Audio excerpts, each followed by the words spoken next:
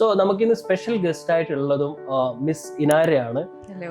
പഠിക്കാനുള്ള റിക്വയർമെന്റ്സും കുറച്ച് കൂടുതലാണ്. ഓസ്ട്രേലിയ അല്ലെങ്കിൽ ന്യൂസിലാൻഡ് നോക്കുന്ന സമയത്ത് ബാക്ക്ഗ്രൗണ്ട് തുറന്നു പറയാണ്, എനിക്ക് ആകെ 70,000 രൂപയുടെ കണ്ടിന്യൂ ചെയ്ത് പോകാവുന്ന കാര്യങ്ങളാണ്. പക്ഷെ നമുക്കൊരു ബാക്ക്ഗ്രൗണ്ട് വെൽത്ത് ഇല്ലാത്ത കുട്ടികൾ ഭയങ്കര ഹൈ ആയിട്ട് അവർ ഡ്രീം ചെയ്തിട്ട് പൈസയുടെ ബുദ്ധിമുട്ട് കൊണ്ട് അവർക്കൊന്നും ചെയ്യാൻ പറ്റില്ല.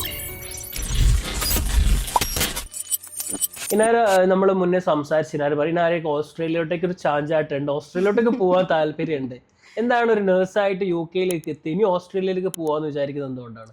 എനിക്ക് എക്സ്പീരിയൻസ് ചെയ്യണം എന്നുള്ളത്. UK മോശമായതുകൊണ്ടല്ല, UK ആണ് എൻ്റെ ലിവ്ലിഹുഡ്. എനിക്ക് എപ്പോഴും UK കംഫർട്ടബിൾ ആണ്. പക്ഷേ നമ്മൾ പറയത്തില്ലേ, നമുക്കൊരു ചേഞ്ച് ആവശ്യമുണ്ട്. നമ്മൾ നാട്ടിൽ നിന്നപ്പോഴത്തേക്ക് എൻ്റെ മെൻറ്റാലിറ്റി എന്ന് പറഞ്ഞാൽ എനിക്ക് എങ്ങനെയെങ്കിലും ഇവിടെ നിന്ന് രക്ഷപ്പെട്ട് ഒന്ന് സെറ്റിൽ ആവണമെന്നാണ്. ഇപ്പം നമ്മളൊന്ന് ജസ്റ്റ് ഒന്ന് ഓക്കെ ആയി വന്നപ്പോഴത്തേക്കും നമ്മുടെ മനസ്സ് മാറണം, ഇനി പുതിയത് എക്സ്പീരിയൻസ് ചെയ്യണം. നമുക്ക് അതിനുള്ള ഓപ്ഷൻസ് ഉണ്ട്. അതെ അതെ, നമുക്ക് അങ്ങനെ ആഗ്രഹം കൂടാണ്. അല്ലാതെ നമുക്കിവിടെ മോശമായതുകൊണ്ടല്ല, നമുക്ക് അങ്ങനത്തെ ഉള്ളൊരു നമുക്ക് അതിനുള്ളൊരു കപ്പാസിറ്റി ഉള്ളതുകൊണ്ടല്ലേ നമ്മൾ ആഗ്രഹിക്കുന്നത്, അല്ലേ? അപ്പോൾ എനിക്കതിനുള്ളൊരു ഓപ്പർച്യൂണിറ്റി തുറന്നു തന്നത് ഇവിടാണ്. അപ്പോഴത്തേക്ക് ഉറപ്പായിട്ടും ഞാൻ ഇനി മുന്നോട്ട് പോകാനായിട്ട് എക്സ്പ്ലോർ ചെയ്ത് പോകണം എന്ന് വിചാരിക്കും. സോ ഇനാരയ്ക്ക് ഫ്രണ്ട്സ് ആയിട്ടുള്ള കുറേ സ്റ്റുഡൻസ് ഉണ്ടാവും അവിടെ വർക്ക് ചെയ്യുന്നത് പാർട്ട് ടൈം ജോബായിട്ട്, അതേപോലെ തന്നെ പഠിക്കുകയും ചെയ്യുന്നത്. സോ പഠിച്ചു കഴിഞ്ഞ, അതായത് ഒരു നഴ്സിംഗ് UK പഠിച്ചു കഴിഞ്ഞ സ്റ്റുഡൻസിന് അവർക്ക് നെക്സ്റ്റ് എന്താണ് procedure to be a registered nurse in UK എന്താണെന്ന് എക്സ്പ്ലെയിൻ ചെയ്ത് നമ്മുടെ സ്റ്റുഡൻസിനൊന്ന് പറഞ്ഞു കൊടുക്കും. പല സ്റ്റുഡൻസും നമ്മളുടെ അവിടെ എത്തിയ സമയത്ത് എന്താണ് ചെയ്യുന്നത്, അതായത് എത്തിക്കഴിഞ്ഞ് 4 ഇയർ കോഴ്സ് കഴിഞ്ഞതിന് ശേഷം, കോഴ്സ് കംപ്ലീഷന് ശേഷം എന്താണ് ചെയ്യേണ്ടതെന്ന് അറിയാതെ പല സ്റ്റുഡൻസ് നമ്മളെ വിളിക്കാറുണ്ട്. സോ ആ സ്റ്റുഡൻസിന് അഡ്വൈസ് എന്താണ് അവർ നെക്സ്റ്റ് ചെയ്യേണ്ട ഒരു കോഴ്സ് കഴിഞ്ഞു കഴിഞ്ഞാൽ? അവരുടെ കോഴ്സ് കഴിഞ്ഞു കഴിഞ്ഞാൽ അവർക്ക് ഫസ്റ്റ് അവർക്കൊരു നോട്ടിഫിക്കേഷൻ വരും എന്നുള്ളതാണ്. കാരണം NMC തന്നെ അവരെ നോട്ടിഫൈ ചെയ്യും. നഴ്സിംഗ് എപ്പോഴും പഠിക്കുക എന്നുള്ളത് ഒരു NMC രജിസ്റ്റേർഡ് ആയിട്ടുള്ള യൂണിവേഴ്സിറ്റിയിൽ പഠിക്കാം. സോ സ്റ്റുഡൻസ് മസ്റ്റ് ആയിട്ട് ശ്രദ്ധിക്കുന്ന ഒരു കാര്യമാണ് നമ്മൾ ഇനാരിപ്പം പറഞ്ഞത്. ഒരു നഴ്സാണ്, അതായത് നിങ്ങൾ ഏത് യൂണിവേഴ്സിറ്റിയിലാണോ നിങ്ങൾ പഠിക്കുന്നത് ആ ഒരു യൂണിവേഴ്സിറ്റി NMC രജിസ്റ്റേർഡ് ആയിട്ടുള്ള യൂണിവേഴ്സിറ്റിയിൽ മാത്രമേ പഠിക്കാൻ പാടുള്ളൂ എന്നല്ലേ ഇനാര പറയുന്നത്? അതാണ് ഏറ്റവും കൂടുതൽ ഈസി, നമുക്ക് സേഫ് ആൻഡ് ഈസി അതാണ്. അപ്പോൾ അവിടുന്ന് NMC തന്നെ നോട്ടിഫിക്കേഷൻ ഉണ്ടാവും, അവരുടെ ഇത്ര ഇയർ കഴിയുമ്പോൾ നിങ്ങൾക്ക് NMC രജിസ്റ്റർ ചെയ്യാനുള്ള ടൈമായി, നിങ്ങൾക്ക് NMC രജിസ്റ്റർ ചെയ്യാം. അവരുടെ ഇത്ര ക്ലിനിക്കൽ അവേഴ്സ് ഫിനിഷ് ചെയ്തിട്ടുണ്ടെങ്കിൽ അവർക്ക് NMC പിന്നിന് വേണ്ടിയിട്ട് അപ്ലൈ ചെയ്യാം. അത് NMC പിൻ അപ്ലൈ ചെയ്തതിന് ശേഷം അവർക്ക് NMC പിൻ കിട്ടും. NMC പിൻ കിട്ടിയാൽ അവർക്ക് ഇന്റർവ്യൂസ് അറ്റൻഡ് ചെയ്യുക എന്നുള്ളതാണ് ഏറ്റവും ഒരു പോസിറ്റിവിറ്റി ആയിട്ട് എനിക്ക് തോന്നിയിട്ടുള്ളത്. കോമ്പറ്റേറ്റീവ് എക്സാംസ് എന്തെങ്കിലും വരുന്നുണ്ടോ? കോമ്പറ്റേറ്റീവ് എക്സാംസ് എന്ന് പറഞ്ഞാൽ CBT അവരൊരു കമ്പ്യൂട്ടർ ബേസ്ഡ് ആയിട്ടുള്ള ടെസ്റ്റ് ആണ്. അത് ഓൾറെഡി ഇനാര അറ്റൻഡ് ചെയ്തതല്ലേ? ഞാൻ നാട്ടിൽ നിന്ന് തന്നെ അറ്റൻഡ് ചെയ്തിട്ടായിരുന്നു. എങ്ങനെയുണ്ടായിരുന്നു? ഈസി ആയിരുന്നോ? എനിക്ക് ഈസി ആയിട്ട് തോന്നി.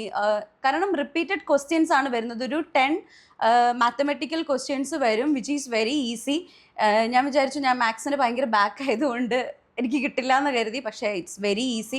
അത് മെഡിസിൻ്റെ മെഷർമെൻറ്റ്സും കാര്യങ്ങളൊക്കെയാണ് അതിനകത്ത് ചോദിക്കുന്നത്. അത് ടാബ്ലറ്റ്സ് ആണെങ്കിലും അങ്ങനെയുള്ള കാര്യങ്ങളൊക്കെയാണ്. അത് ഇറ്റ്സ് വെരി ഈസി ക്വസ്റ്റ്യൻസ്. എനിക്ക് തോന്നുന്നു ഇതൊരു 100 ക്വസ്റ്റ്യൻസ് ആയിരുന്നു എന്നാണ്. ഒരു 10 ന്യൂമറിക്കൽ ക്വസ്റ്റ്യൻസും അല്ലാതെയുള്ള അവിടുത്തെ റൂൾസ് ആൻഡ് റെഗുലേഷൻസ് അങ്ങനെയുള്ള കാര്യങ്ങളൊക്കെയാണ് ചോദിക്കുന്നത്. അതിന് വേണ്ടിയിട്ട് നമുക്ക് ഓൾറെഡി ഒരു ബ്രോഷർ ഉണ്ട്. അതും ആ ക്വസ്റ്റ്യൻസ് മാത്രം പഠിച്ച് നമ്മൾ പോയാൽ മതി. അത് തന്നെ ചോദിക്കുള്ളൂ. സോ NMCയുടെ രജിസ്ട്രേഷൻസ് കഴിഞ്ഞ് അവർക്ക് പിൻ നമ്പർ കിട്ടിക്കഴിഞ്ഞാൽ നെക്സ്റ്റ് എന്താ അവർ ചെയ്യേണ്ടത്? പിൻ നമ്പർ കിട്ടിക്കഴിഞ്ഞിട്ടുണ്ടെങ്കിൽ ഞാൻ പറഞ്ഞതുപോലെ അവർക്ക് ഇന്റർവ്യൂ അറ്റൻഡ് ചെയ്യാൻ പറ്റും. ഇപ്പോൾ എൻ്റെ ഹോസ്പിറ്റലിൽ വരുന്ന സ്റ്റുഡൻസ് എന്ന് പറഞ്ഞാൽ നമ്മുടെ യൂണിവേഴ്സിറ്റിയിൽ തന്നെ പഠിക്കുന്ന സ്റ്റുഡൻസ് ആണ് നമ്മളെ ഹോസ്പിറ്റലിൽ വർക്ക് ചെയ്യുന്നത്. അപ്പോൾ നമ്മുടെ അണ്ടറിൽ അവർ ക്ലിനിക്കൽ അവേഴ്സ് ഫിനിഷ് ചെയ്ത് കഴിഞ്ഞിട്ടുണ്ടെങ്കിൽ പിന്നെയും കിട്ടിക്കഴിഞ്ഞാൽ അവർക്ക് ഇൻ്റർവ്യൂസ് അറ്റൻഡ് ചെയ്യും. നമ്മുടെ ഹോസ്പിറ്റലിൽ തന്നെ ഇൻ്റർവ്യൂസ് വരും. ഇപ്പോൾ റിക്രൂട്ട്മെൻറ്റ്സ് നിർത്തി നിൽക്കുകയാണെന്നും പറഞ്ഞുകൊണ്ട് അവിടെ ഓപ്പർച്യൂണിറ്റി ഇല്ലെന്നല്ല. അവിടെ തന്നെ പഠിക്കുന്ന കുട്ടികൾക്ക്, അല്ലെങ്കിൽ ഇപ്പോൾ ഞാൻ ഈ ഹോസ്പിറ്റലിൽ നിന്ന് അപ്പുറത്തെ ഒരു NHS ഹോസ്പിറ്റലിലേക്ക് വർക്ക് ചെയ്യാൻ ആഗ്രഹിക്കുന്നുണ്ട്, എനിക്ക് അങ്ങോട്ടേക്ക് മൂവ് ചെയ്യാൻ പറ്റും. നാട്ടിൽ നിന്നുള്ള റിക്രൂട്ട്മെന്റ്സ് ഇല്ല, ഇന്റർനാഷണൽ റിക്രൂട്ട്മെന്റ്സ് ഇല്ലെന്നേ ഉള്ളൂ. അപ്പോൾ അവർക്ക് ആ ഇന്റർവ്യൂസ് അറ്റൻഡ് ചെയ്യാനായിട്ട്. ഒരു കാര്യം ചോദിച്ചോട്ടെ, ഇപ്പൊ നമ്മളുടെ നാട്ടിൽ അല്ലെങ്കിൽ ഇപ്പോൾ UK നോക്കുകയാണെന്നുണ്ടെങ്കിൽ പ്ലേസ്മെന്റ് സെൽസ് കാണാൻ വേണ്ടി പറ്റുന്നുണ്ട്. ശരിക്കും അവിടെയുള്ള യൂണിവേഴ്സിറ്റിയുടെ പ്ലേസ്മെന്റ് സെല്ല് സ്റ്റുഡൻസിനെ ഹെൽപ്പ് ചെയ്യുന്നുണ്ടോ അവർക്ക് ജോലി കിട്ടാൻ വേണ്ടി? നമ്മളെ സ്റ്റുഡൻസ് അവർ നല്ല രീതിയിൽ യൂട്ടിലൈസ് ചെയ്യുന്നുണ്ടോ? യെസ്, ഉറപ്പായിട്ടും അവർ ആ പ്ലേസ്മെൻറ്റ്സിന് വേണ്ടിയിട്ട് അവർ ഹെൽപ്പ് ചെയ്യുന്നുണ്ട്. അത് സ്റ്റുഡൻസ് ഒരുപാട് യൂട്ടിലൈസ് ചെയ്യുന്നുണ്ട്. അങ്ങനെയാണ് അവർക്കൊരു പ്ലേസ്മെൻറ്റ് കിട്ടുന്നത്. പിന്നെ ഏറ്റവും നല്ലൊരു കാര്യം എന്ന് പറഞ്ഞാൽ അവരുടെ ഡിസിഷനാണ് അവരെവിടെ വർക്ക് ചെയ്യണം എന്നുള്ളത്. ചില ആൾക്കാർക്ക് സർജിക്കൽ യൂണിറ്റ്, ചില ആൾക്കാർക്ക് വാർഡ്, ഇതിനെല്ലാം അവർ വേക്കൻസീസ് വരുമ്പോഴത്തേക്കും നോട്ടിഫൈ ചെയ്യും. അവർക്ക് അത് പോയി അറ്റൻഡ് ചെയ്യാന്നുള്ളതാണ് അവരുടെ യൂണിവേഴ്സിറ്റി, അല്ലെങ്കിൽ അവർക്ക് അസസേഴ്സ് ഉണ്ട്, യൂണിവേഴ്സിറ്റി എന്നുള്ള അസസേഴ്സ് ഉണ്ട്. അവിടെ കൂടുതലും സ്റ്റുഡൻസ് തന്നെത്താനെ പഠിക്കുന്ന ആൾക്കാരാണ്. നമ്മുടെ ഇവിടെ പോലെ അതെ അതെ സെൽഫ് സ്റ്റഡിയാണ്. അവർ തന്നെ റിസർച്ച് ചെയ്താണ് കൂടുതൽ ആൾക്കാർ. അതെ അതെ. പിന്നെ നമ്മുടെ കൂടാണ് അവർ പഠിക്കുന്നത്. ഇപ്പം എൻ്റെ വാർഡിലാണെങ്കിലും ഒരു 2 സ്റ്റുഡൻറ്റ് ഉണ്ടെങ്കിൽ അവർ ഒരു നഴ്സിൻ്റെ കൂടെ അവരെ വിടുകയാണ്. ഇന്ന് നിങ്ങളാണ് അസസ് ചെയ്യുന്നത് ആ സ്റ്റുഡൻറ്റിനെ. അപ്പം ആ സ്റ്റുഡൻറ്റ് നിൽക്കുന്നത് ഇപ്പം എൻ്റെ കീഴിലായിരിക്കും നിൽക്കുന്നത്. അപ്പം ഞാൻ അന്ന് ചെയ്യുന്ന പ്രൊസീജിയേഴ്സ് എല്ലാം ആ സ്റ്റുഡൻറ്റ് പഠിക്കുകയാണ്, അവർ കണ്ടു പഠിക്കുകയാണ്. ഇപ്പം ഞാനാണെങ്കിൽ ചില കാര്യങ്ങൾ അവർക്ക് അലൗഡ് ആയിട്ടുള്ള കാര്യങ്ങൾ ഞാനും അവർക്ക് ചെയ്യാൻ കൊടുക്കും. അപ്പോൾ അതൊക്കെ അവരുടെ കോൺഫിഡൻസിനെ ബൂസ്റ്റ് ചെയ്യുന്ന കാര്യങ്ങളാണ്. അപ്പോൾ അവർ അവിടെ തന്നെ ഇൻ്റർവ്യൂസ് അറ്റൻഡ് ചെയ്യും. ചില ആൾക്കാർ വീണ്ടും പുറത്തേക്ക് പോകാനുള്ള ആൾക്കാർ അവിടെ നിന്ന് തന്നെ, ഇപ്പം ഞാൻ കേംബ്രിഡ്ജിലാണ് വർക്ക് ചെയ്യുന്നത്, അവിടെ നിന്ന് ലണ്ടനിലേക്ക് ഹോസ്പിറ്റലിലേക്ക് വേക്കൻസി വരുമ്പം അങ്ങോട്ടും അവർക്ക് അപ്ലൈ ചെയ്ത് പോകാനായിട്ട് പറ്റും. സോ ഇനാരെ പോലെ ഒരാൾ സ്റ്റുഡൻസ് കണക്ട് ചെയ്യുകയാണെന്നുണ്ടെങ്കിൽ ഇനാരൊക്കെ അവർക്കുള്ള ഒരു നെറ്റ്വർക്കിംഗ് ഒരു അസിസ്റ്റൻസ് കൊടുക്കാൻ വേണ്ടി പറ്റും, കൊടുക്കാൻ വേണ്ടി പറ്റും. എന്ത് രീതിയിലത്തെ അസിസ്റ്റൻസ് ഇനാരൊക്കെ കൊടുക്കാൻ പറ്റും? ബിക്കോസ് സ്റ്റുഡൻസ് എപ്പോഴും നമ്മൾ പറയുകയാണ് നെറ്റ്വർക്കിംഗ് ഈസ് ഇമ്പോർട്ടൻറ്റ് എന്നുള്ള രീതിയിൽ. സോ ഒരു സ്റ്റുഡൻറ്റ് നഴ്സിംഗ് പഠിക്കാൻ വേണ്ടി UK വരുന്ന സമയത്ത്, അല്ലെങ്കിൽ ഒരു കോഴ്സ് നഴ്സിംഗ് അല്ല ഏതൊരു കോഴ്സ് എടുക്കുകയാണെങ്കിൽ അവർ അബ്രോഡ് വരുന്ന സമയത്ത് നമ്മളൊക്കെ സ്റ്റുഡൻസിനോട് പറയണം നിങ്ങൾ പോയി നെറ്റ്വർക്കിംഗ് ചെയ്യണം. എന്തുകൊണ്ടാന്ന് വെച്ചിട്ടുണ്ടെങ്കിൽ ആ ഫീൽഡിൽ വർക്ക് ചെയ്യുന്ന ആൾക്കാർക്ക് എന്ത് ചെയ്യാൻ പറ്റും, റെഫർ ചെയ്യാൻ പറ്റും ആ ഒരു ഫീൽഡിലേക്ക് വർക്ക് ചെയ്യാൻ വേണ്ടി. സോ ഇനാരയുടെ പോലെയുള്ള ഒരാളെ കണക്ട് ചെയ്യുകയാണെന്നുണ്ടെങ്കിൽ ഇനാരയ്ക്ക് അവരെ റെഫർ ചെയ്ത് കൊടുക്കാൻ വേണ്ടി പറ്റും. തീർച്ചയായിട്ടും. സോ ഇതിലെ നമുക്കിപ്പോൾ നഴ്സിംഗ് കഴിഞ്ഞ സ്റ്റുഡൻസിന് എന്താണ് ഈസി ആയിട്ട് ജോലി കിട്ടാൻ വേണ്ടിയിട്ട് ഇപ്പം NMC രജിസ്ട്രേഷൻ പിന്നെടുത്തതിന് ശേഷം അവർക്ക് ജോബ് ഹണ്ട് ചെയ്യണം. സോ അതിന് എന്തെങ്കിലും ടിപ്സ് എന്തെങ്കിലും പറയാനുണ്ടോ സ്റ്റുഡൻസിന്? അതാണ് പറഞ്ഞത്, ഇതുപോലെ നെറ്റ്വർക്കിംഗ് ചെയ്യുക, ഒരു സേഫ് ആയിട്ടുള്ള ഒരു സ്ഥലം കണ്ടുപിടിക്കുക എന്നുള്ളതാണ് നമുക്ക് ചെയ്യാൻ പറ്റുന്നത് ആദ്യം തന്നെ. പിന്നെ നമുക്ക് വർക്ക് ചെയ്യുന്ന ഹോസ്പിറ്റലിൽ തന്നെ അവർക്കൊരു അഷുറൻസ് ഉണ്ട്, ഇവിടെ ഒരു വേക്കൻസി വരും എന്നുള്ളൊരു അഷുറൻസ് ഉണ്ട്. ഞാൻ പറഞ്ഞില്ലേ, നഴ്സിംഗ് എന്ന് പറഞ്ഞാൽ എപ്പോഴും വാണ്ടഡ് ആയിട്ടുള്ളൊരു ജോബാണ്. എപ്പോഴും നമ്മുടെ ഈവൻ ഞാൻ വർക്ക് ചെയ്യുന്ന ഹോസ്പിറ്റലിൽ നിന്നാണ് മൈഗ്രേറ്റ് ചെയ്യുന്ന പോകുന്ന ഒരുപാട് നഴ്സസ് ഉണ്ട്. ഇപ്പോൾ ഓസ്ട്രേലിയ, ഈ പറഞ്ഞതുപോലെ ഓസ്ട്രേലിയ, അവിടെ നിന്ന് ഒന്ന് സെറ്റിലായി അവർക്കൊരു ബാങ്ക് ബാലൻസ്, ഒരു സ്ട്രെങ്ത് കിട്ടുമ്പോൾ ന്യൂസിലാൻഡ് ചൂസ് ചെയ്യുന്ന ആൾക്കാരുണ്ട്. അപ്പോൾ അവിടേക്ക് ആ വേക്കൻസി വരാണ്. അവിടെ പഠിക്കുന്ന കുട്ടികൾക്ക് ഇതൊക്കെ ഒരു ഓപ്ഷനാണ്. അവർക്ക് അവിടെ അവരുടെ സ്പേസിൽ വർക്ക് ചെയ്യാൻ പറ്റുക എന്നുള്ളത് അവർക്ക് കിട്ടുന്ന ഒരു ഓപ്ഷൻസ് ആണ്. ടോട്ടലി റിക്രൂട്ട്മെന്റ് സ്റ്റോപ്പ് ചെയ്തു. സോ സ്റ്റുഡൻസിന് ബെറ്റർ ആയിട്ടുള്ള ഓപ്ഷൻസ് എന്ന് പറയുന്നത് പല കൺട്രീസിലേക്ക് മൂവ് ചെയ്യുക, എവിടെ ഒരു ഹയർ സ്റ്റഡീസിന് ചെയ്യാൻ വേണ്ടി. അതിന്റെ ഒരു ഭാഗമായിട്ട് എന്ത് ചെയ്യാം, അവർക്ക് അവിടെ സെറ്റിൽമെന്റ് ഓപ്ഷൻസ് ചെയ്യാൻ വേണ്ടി. അതായിരിക്കും ഇപ്പോഴുള്ള ഒരു ബെസ്റ്റ് ഓപ്ഷൻ എന്ന് പറയുന്നത്.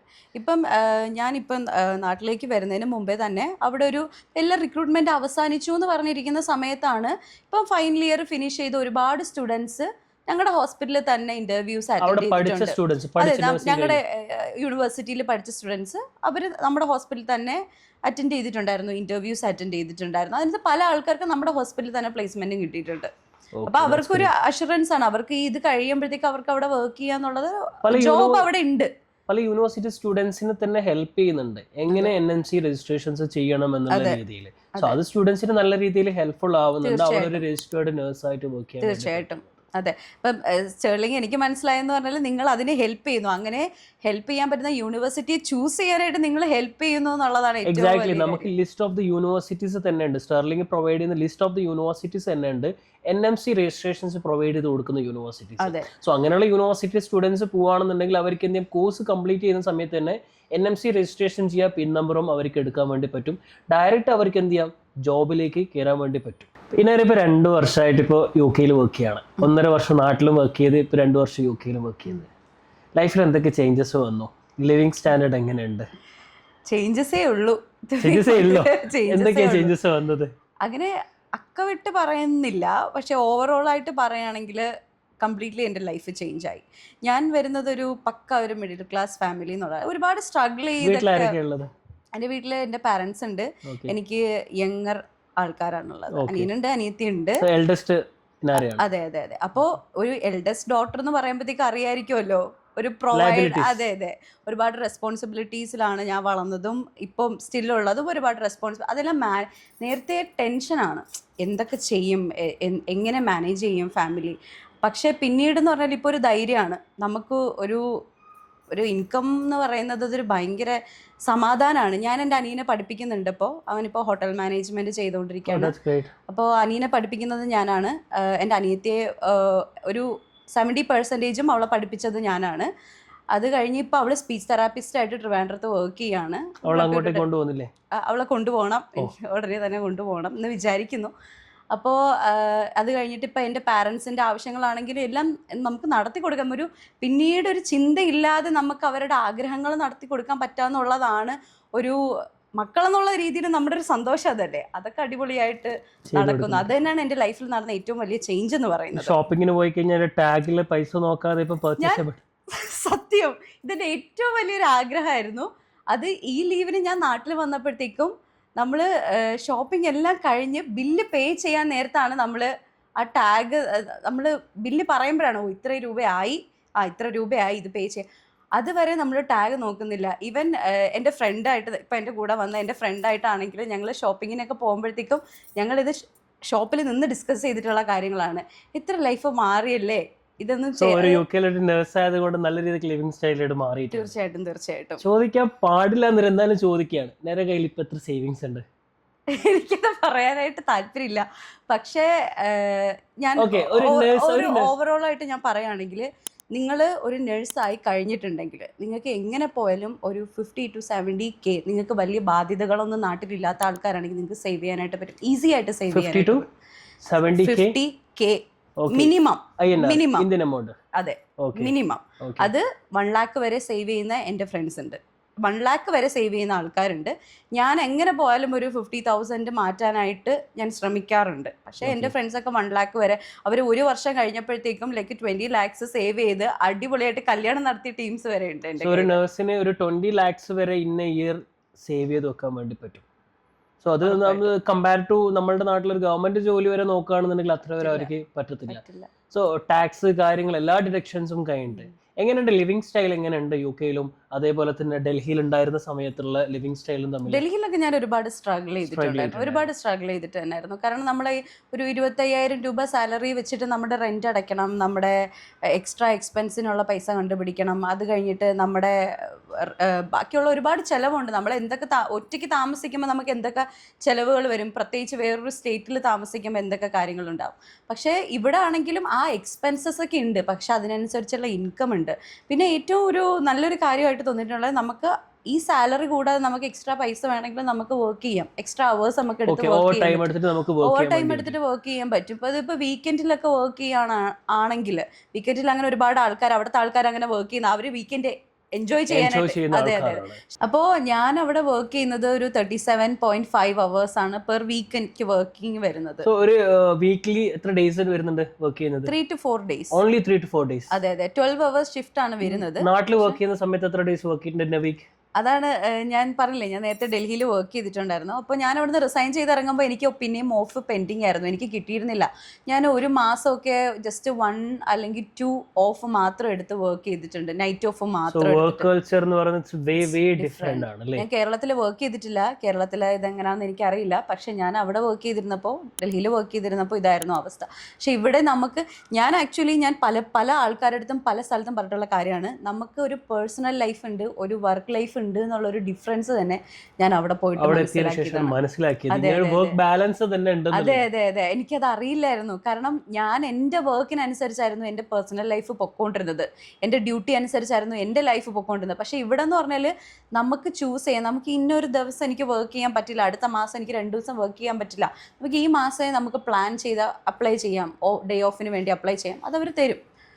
ഡേ ഓഫ് നമുക്ക് റീസെന്റ് കേട്ടിട്ടുണ്ടാവുമായിരിക്കും അറ്റാക്ക് ഓൺ ഡോക്ടേഴ്സ്, നഴ്സസ്. ഇപ്പോൾ റീസെൻ്റ്ലി മലബാർ സൈഡിൽ, കാലിക്കറ്റ് സൈഡിലാണെന്ന് തോന്നുന്നു, ഒരു അറ്റാക്ക് ഉണ്ടായിട്ടുണ്ട്. ഒരു ഡോക്ടറെ അറ്റാക്ക് ചെയ്തത് പേഷ്യൻറ്റിൻ്റെ കൂടെ ഉണ്ടായിരുന്ന ആൾ. സോ അവിടെയുള്ള അല്ലെങ്കിൽ UK-യിലുള്ള പേഷ്യൻസ് അല്ലെങ്കിൽ അവിടെയുള്ള നിങ്ങളുടെ കൂടെ വർക്ക് ചെയ്യുന്ന ആൾക്കാർ, അവിടെയുള്ള നേറ്റീവ്സ് അല്ലെങ്കിൽ സിറ്റിസൻസ്, അവരുടെ പെരുമാറ്റം എങ്ങനെയാണ്? ആദ്യം തന്നെ ഞാൻ പറയട്ടെ, പല സ്ഥലത്തും എല്ലാ ടൈപ്പ് ആൾക്കാരുണ്ട്. അപ്പം അവിടെയുള്ള എല്ലാ ആൾക്കാരും ഭയങ്കര നല്ലതാണെന്ന് ഞാൻ പറയുന്നില്ല, നമ്മുടെ നാട്ടിലുള്ളവരും ഭയങ്കര നല്ലതാണെന്ന് ഞാൻ പറയുന്നില്ല. പക്ഷേ എനിക്ക് തോന്നിയിട്ടുള്ളത് അവിടുത്തെ ആൾക്കാർ ഭയങ്കര കാമായിട്ടാണ് നമ്മളടുത്ത് അപ്രോച്ച് ചെയ്യുന്നത്. അപ്പം ഞാൻ ഇവിടെ വർക്ക് ചെയ്യുന്ന സമയത്ത് എനിക്ക് തോന്നിയിട്ടുള്ള ഡിഫറൻസ് എന്ന് പറഞ്ഞാൽ അവർക്ക് ദേഷ്യം വന്നാൽ അവർ റൂഡാവും, അവർക്ക് എന്തെങ്കിലും പ്രശ്നം ഉണ്ടെങ്കിൽ അത് നമ്മളടുത്ത് ആ ഫ്രസ്ട്രേഷൻ തീർക്കും. പക്ഷേ എന്ന് പറഞ്ഞാൽ അവർ നമ്മളടുത്ത് അങ്ങനെയല്ല, അവർക്കറിയാം നമ്മൾ അവർക്ക് സർവീസ് ചെയ്യാൻ വേണ്ടിയിട്ട് നിൽക്കുന്ന ആൾക്കാരാണ്, അവരുടെ വെൽബീയിങ്ങിന് വേണ്ടിയിട്ട് നമ്മൾ ട്രൈ ചെയ്യുന്ന ആൾക്കാരാണ്. അപ്പോൾ അവർ ഉറപ്പായിട്ടും നമ്മളടുത്ത് ഒരു ഡിയർ അല്ലെങ്കിൽ ഒരു ലവ്ലി അല്ലെങ്കിൽ അങ്ങനെയുള്ള കുറച്ച് നല്ല സ്വീറ്റ് ആയിട്ടുള്ള വേർഡ്സ് ഇല്ലാതെ ബ്രിട്ടീഷുകാരില്ല എന്ന് തന്നെ പറയാം. അവർ അങ്ങനെയൊക്കെ ഉള്ള രീതിയിൽ മാത്രമേ നമ്മളടുത്ത് സംസാരിക്കത്തുള്ളൂ. എനിക്കിതുവരെയും അങ്ങനത്തെ ഒരു ഫീലിങ്സ് ഉണ്ടായിട്ടില്ല, നമ്മൾക്ക് നേരെ ഒരു അറ്റാക്ക് വരുന്നു എന്നുള്ളൊരു സംഭവമില്ല. പിന്നെ നമ്മുടെ NMCയുടെ ഒരു കോഡുണ്ട്, എപ്പോഴും ഒരാളോട് സംസാരിക്കുമ്പം ഇത്ര അകലം മാത്രം പാലിച്ച് അവരോട് സംസാരിക്കുക എന്നുള്ളത്. അതൊക്കെ അവരുടെ റൂളാണ്, നമ്മളതൊക്കെ ഫോളോ ചെയ്യണം. ഇപ്പോൾ ഒരാൾ നമുക്ക് അപകടകാരി ആണ് എന്ന് നമുക്ക് തോന്നിക്കഴിഞ്ഞാൽ നമ്മളെപ്പോഴും ഒരു കുറച്ച് ഡിസ്റ്റൻസ് കീപ്പ് ചെയ്തിട്ട് വേണം അയാളോട് സംസാരിക്കാനായിട്ട്. പിന്നെ അയാൾ എന്ത് ചെയ്യുന്നു, നമ്മളെ സപ്പോർട്ട് ചെയ്യാനായിട്ട് കുറേ ആൾക്കാരുണ്ട്, നമുക്ക് അങ്ങനെയുള്ള പ്രശ്നങ്ങളൊന്നും ഉണ്ടാവില്ല എന്നാണ് എനിക്ക് തോന്നുന്നത്. ഉണ്ടായിട്ടുണ്ട്, അങ്ങനെയുള്ള ന്യൂസ് അവിടെ വരാറുണ്ട്. പക്ഷേ നമ്മുടെ നാട്ടിലുള്ളത് പോലെ അത്രയും ഭയങ്കര നമ്പർ ഓഫ് കേസസ് ഇല്ല. ഒബിയസ്ലി ക്യാരക്ടർ ഇവിടെയാണെന്നുണ്ടെങ്കിലും അവിടെയാണെന്നുണ്ടെങ്കിലും ഡിഫറൻസ് ഉണ്ട്, ഒരുപാട് മനുഷ്യരാണ്. ബട്ട് കമ്പാരിറ്റീവ്ലി ഇവിടെ നോക്കുമ്പോൾ നിങ്ങൾക്ക് കുറച്ചുകൂടി സേഫ്റ്റി കുറച്ചും കൂടി കൂടുതലാണ്. അത് നമുക്ക് ഏറ്റവും ഒരു നഴ്സിനെ ഏറ്റവും കൂടുതൽ എനിക്ക് തോന്നിയിട്ടുള്ളത് പേഷ്യൻസിൻ്റെ അടുത്ത് നമ്മളോടുള്ള അപ്രോച്ചാണ് ഏറ്റവും കൂടുതൽ നമ്മൾ ഇതാക്കുന്നത്. നമ്മൾ എത്ര ഫ്രസ്ട്രേറ്റഡ് ആണെങ്കിലും അവരുടെ അപ്രോച്ച് ഭയങ്കര സ്വീറ്റ് ആണെങ്കിൽ നമ്മൾ ഓട്ടോമാറ്റിക്കലി അവരോട് സ്വീറ്റ് ആയിട്ട് നിൽക്കത്തുള്ളൂ, നമ്മുടെ ഒരു മെൻ്റൽ എബിലിറ്റിയും അതൊന്ന് സ്റ്റേബിൾ ചെയ്യാനായിട്ട്. പക്ഷെ നാട്ടിൽ നിൽക്കുമ്പോഴത്തേക്കും നമ്മളോടും ആ ഒരു ഇതാണ്. നമ്മുടെ നാട്ടിലൊക്കെ ആണെങ്കിൽ ഇൻചാർജ് സീനിയർ നഴ്സസ് ഒക്കെ ആണെങ്കിലും നമ്മളോട് ഭയങ്കര റൂഡായിട്ട് പെരുമാറുന്ന ആൾക്കാർ ഒരുപാടുണ്ട്. അതെ അതെ, കാണിച്ചു നിൽക്കുന്നത്. അത് നമ്മുടെ ഒരു ഇന്ത്യൻ സിസ്റ്റമാണ്. ഞാൻ സീനിയർ ആണ്, എൻ്റെ മേളിൽ എൻ്റെ താഴെ വരുന്ന ആൾക്കാരെല്ലാവരും എന്നെ ഇത്ര റെസ്പെക്ട് ചെയ്ത് നിൽക്കണം, എൻ്റെ താഴെ നിന്ന് ഞാൻ പറയുന്ന എല്ലാ ജോലിയും ചെയ്യണം, അങ്ങനെയുള്ള ആൾക്കാരുണ്ട്. പക്ഷെ അവിടെ എന്ന് പറഞ്ഞാൽ ഗീവ് റെസ്പെക്ട് ആ ഒരു സിസ്റ്റമാണ്. ഈവൻ ഡോക്ടേഴ്സ് പോലും, ഡോക്ടേഴ്സ് അവർക്കറിയാം ലൈക്ക് നമ്മളാണ് ഒരു 12 hours പേഷ്യൻറ്റിനോട് സ്പെൻഡ് ചെയ്യുന്നത്. അവർക്ക് ആ ഒരു ഐഡിയ ഉണ്ട്, ഒരു പേഷ്യൻറ്റിനെ ഏറ്റവും കൂടുതൽ അറിയാവുന്നത് ഒരു നഴ്സിനാണ്. അവർ പിന്നീട് ഒരു ഡിസിഷൻ ആ പേഷ്യൻറ്റിനെ എടുക്കുന്നതിന് മുമ്പേ അവർ നഴ്സസിനോടാണ് അത് ഡിസ്കസ് ചെയ്യുന്നത്. എന്താണ് ഡോക്ടേഴ്സിന് കിട്ടുന്ന റെസ്പെക്ട് തന്നെ നഴ്സസിനും അവിടെ കിട്ടുന്നത്. പക്ഷെ നമ്മുടെ നാട്ടിൽ നോക്കുകയാണെന്നുണ്ടെങ്കിൽ നഴ്സസിന് റെസ്പെക്ട് നല്ല കുറവാണ്, പല ഏരിയകളിലും അവര് റിസീവ് ചെയ്യുന്നത്.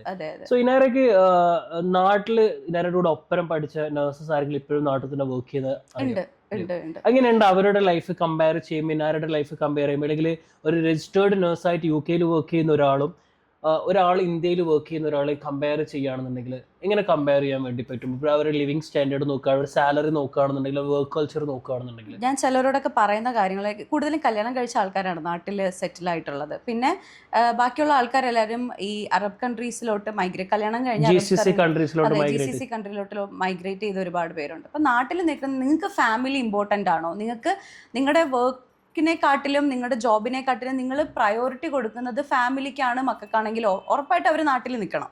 അല്ലാതെ അവർ മാറിപ്പോയിട്ട് പിന്നെ ഒരു ഇതുണ്ടായിട്ട് കാര്യമില്ല. അവർ നാട്ടിൽ നിന്ന് അവർ നാട്ടിൽ, പക്ഷെ അതിനനുസരിച്ചുള്ള ഒരു സ്റ്റാൻഡേർഡ് ഓഫ് ലിവിങ് ആയിരിക്കും അവരുടേത്. പക്ഷേ നിങ്ങൾ വർക്കിനാണ് ഇമ്പോർട്ടൻസ് കൊടുക്കുന്നത്, നിങ്ങൾക്ക് കുറച്ചും കൂടെ അപ്ഗ്രേഡ് ആവണം, അങ്ങനെയൊക്കെ ഉണ്ടെങ്കിൽ നിങ്ങൾ ഉറപ്പായിട്ടും ഇതുപോലെ UK പോലുള്ള കൺട്രീസിൽ. അവർക്ക് നിങ്ങളുടെ ഫ്രണ്ട് ഇപ്പൊ നാട്ടിൽ വർക്ക് ചെയ്യുന്ന ആൾക്ക് സാലറി എന്തുണ്ട് ഏകദേശം അറിയോ? എത്രയുണ്ട് സാലറി എന്നുള്ളത് നാരയുടെ ഇതേപോലെ എക്സ്പീരിയൻസ് ഉള്ള ഒരാൾക്ക്? എനിക്ക് തോന്നുന്നു ഒരു 20K 25K. അത് ഇത്രയും എക്സ്പീരിയൻസ്, ഒരു 3 year എക്സ്പീരിയൻസ് ഉള്ള ഒരു നഴ്സിന്റെ സാലറി നാട്ടിൽ ഒരു 25-20K എന്നുള്ള രീതിയിലുള്ളത്. ബട്ട് കമ്പയർഡ് ടു UK നോക്കുകയാണെന്നുണ്ടെങ്കിൽ ഒരു in between 2 to 3 lakhs വരെ സാലറി വരുന്നുണ്ട്. സോ അതൊരു വലിയൊരു ഗ്യാപ്പ് തന്നെയാണ് വരുന്നത്. സോ നഴ്സിംഗ് പഠിച്ചിട്ട് ഇവിടെ നിൽക്കുന്നതിനെക്കാട്ട് എത്രയോ ബെറ്റർ ആണ് എന്ത് ചെയ്യുന്നത്, കുട്ടികൾക്ക് അബ്രോഡ് പോകുന്നത് എന്നുള്ള രീതിയിൽ. അപ്പോൾ റിക്രൂട്ട്മെന്റ് കുറെ സ്റ്റോപ്പ് ആയതുകൊണ്ട് സ്റ്റുഡൻസിന് എന്ത് ചെയ്യാൻ പറ്റുന്നില്ല, അവർക്ക് ഡയറക്റ്റ്ലി അവിടെ പ്ലേസ്മെന്റ് ആവാൻ പറ്റുന്നില്ല. സോ BSc നഴ്സിംഗ് കഴിഞ്ഞ സ്റ്റുഡൻസ് തന്നെ അവർ MSc നഴ്സിംഗിന് വേണ്ടിയിട്ട് അബ്രോഡ് കൺട്രീസിൽ ട്രൈ ചെയ്യാണ്. സോ ത്രൂ ദാറ്റ് അവർക്ക് അത് ആ കോഴ്സ് കഴിയുമ്പോൾ അവരൊക്കെ ആ ഇത് കഴിയുമ്പോഴാണ് അവർക്ക് മനസ്സിലാവുന്നത്, അയ്യോ ഞാൻ പുറത്ത് പോയി പഠിച്ചാൽ മതിയായിരുന്നു, കുറച്ചും കൂടെ ഈസി ആയിരുന്നു കാര്യങ്ങളെന്ന്. ഇപ്പം എൻ്റെ കുറച്ച് ഫ്രണ്ട്സ് ഇപ്പം ഇവിടെ OET ഒക്കെ എക്സ്പയർ ആയി നിൽക്കുന്ന ഒരുപാട് ആൾക്കാരുണ്ട്. ഭയങ്കരമായിട്ട് വിഷമം തോന്നും. കാരണം നമ്മളെപ്പോലെ സ്ട്രഗിൾ ചെയ്ത ആൾക്കാരാണ്. അപ്പം എനിക്ക് തോന്നിയിട്ടുണ്ട് ഇവർ ഡയറക്റ്റായിട്ട് പുറത്ത് പോയി പഠിച്ചായിരുന്നെങ്കിൽ അവർക്ക് ഇത്രയും സ്ട്രഗിൾ ഇല്ല. നമ്മുടെ ടൈമിലൊന്നും ഇത്രയും സ്റ്റെർലിംഗ് പോലുള്ള ഒരു ഏജൻസി ഒന്നും ആ ടൈമിൽ ഇല്ല, നമ്മളെ ഹെൽപ്പ് ചെയ്യാനും നമ്മളെ ഗൈഡ് ചെയ്ത് കൊണ്ടുപോകാനും ഒന്നും. അപ്പം നമുക്കറിയില്ല ഇത്ര പൈസ അടച്ചാലും നമുക്ക് ഇത്ര സ്കോളർഷിപ്പ് കിട്ടും എന്നൊക്കെ ഉള്ള ഒരു ഐഡിയ ഒന്നും അന്ന് പറഞ്ഞു തരാനായിട്ട് ആരും ഇല്ലായിരുന്നു. ഇപ്പോഴാണ് കുറച്ചും കൂടെ ആൾക്കാർ ഇതിനെപ്പറ്റി അറിയുന്നത്. പിന്നെ ഒരുപാട് സ്റ്റുഡൻസ് അതിനുശേഷം പോയി. അപ്പോൾ ഒരു ഫേക്ക് ന്യൂസ് എന്ന് പറയാൻ പറ്റില്ല. There is struggling. എവിടെ പോയാലും സ്ട്രഗ്ലിംഗ് ഉണ്ട്. നമ്മൾ നാട്ടിൽ നിന്നാൽ നാട്ടിൽ സ്ട്രഗ്ലിംഗ് ഉണ്ട്, അവിടെ പോയ സ്ട്രഗ്ലിംഗ് ഉണ്ട്. നിങ്ങൾ സ്ട്രഗിൾ ചെയ്ത് പഠിക്കാൻ നിങ്ങൾ തയ്യാറാണോ? നിങ്ങൾ സ്ട്രഗിൾ ചെയ്ത് നിങ്ങൾക്കൊരു ഏർണിങ്സ് ഉണ്ടാക്കാൻ അല്ലെങ്കിൽ നിങ്ങളുടെ ലൈഫ് സെറ്റിൽ ചെയ്യാനായിട്ട് തയ്യാറാണോ? UK അതിനുള്ള ഓപ്പർച്യൂണിറ്റീസ് ഒരുക്കുന്നുണ്ട്. UK എന്ന് മാത്രമല്ല, അവർക്ക് ഇഷ്ടംപോലെ ഓപ്പർച്യൂണിറ്റീസ് വേൾഡ് വൈഡിലുണ്ട്. അപ്പോൾ ഒരു നാട്ടിലൊരു ഡിഗ്രി പഠിക്കുന്നതിനേക്കാട്ടും BSc നഴ്സിംഗ് പഠിക്കുന്നതിനേക്കാട്ടും ബെറ്റർ അവർ പുറത്ത് പോയിട്ട് BSc നഴ്സിംഗ് പഠിക്കുകയാണെന്നുണ്ടെങ്കിൽ അതിന്റെ വേയോട് കൂടിയിട്ടുണ്ട് അവർക്ക് എന്ത് ചെയ്യാം, അവിടത്തേക്കുള്ള രജിസ്റ്റേർഡ് നേഴ്സ് ആവാൻ വേണ്ടിയിട്ട് ഈസി ആയിട്ട് പറ്റുന്നതാണ്.